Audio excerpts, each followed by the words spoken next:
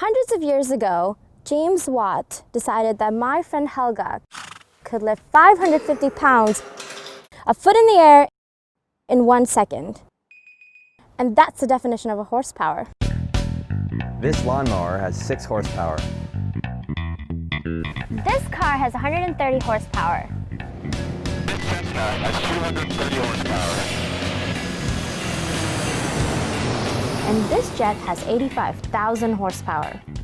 All of these engines produce power by forcing a mixture of fuel and air into a tight space and then burning it. But they do it in different ways. A car uses a piston engine. This is a piston engine that's been cut into a half so you can look into it. A mixture of fuel and air enters through these valves into this metal cylinder. It's compressed when the piston pushes up onto it. And then this mixture is burned through a spark plug, causing the mixture to expand, and the piston comes back down. And this happens over and over again. There are multiple pistons in a car, and they're connected through a series of linkages to the wheel, causing them to turn.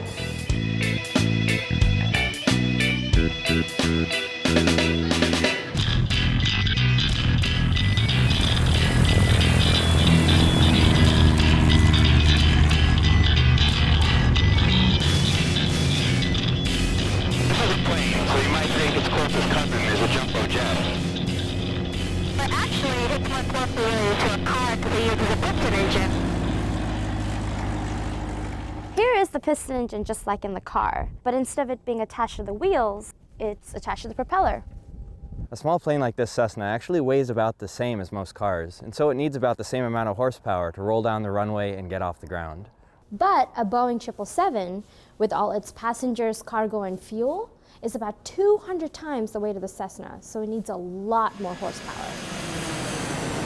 You could provide that horsepower by using a ton of pistons, but you'd need 67 of the most powerful piston engines ever built to fly a 777 at cruising speed.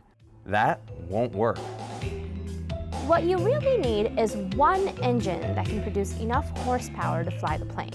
A turbine engine is capable of much more horsepower than a piston engine because of the way it uses giant fans to compress the air. At the front of the turbine engine is an intake fan, which spins and brings a huge amount of air into the front of the engine. As we move backwards through the engine, a series of compressor blades makes that air more and more compressed until we get here. And here fuel is introduced and burned, and that hot, high-pressure flow gets sent out the back of the engine, and that makes the thrust of the engine. But at the same time, that flow passes through a series of 4 or 5 turbine blades, and those blades are connected directly to a shaft at the middle of the engine. That shaft runs all the way back to the front and spins the intake fan. That's what keeps the engine running. We've gone from 1 horsepower to 290,000 horsepower. So Helga, I guess we don't need you anymore. Run free, join your herd. That's Brandon. He's domesticated.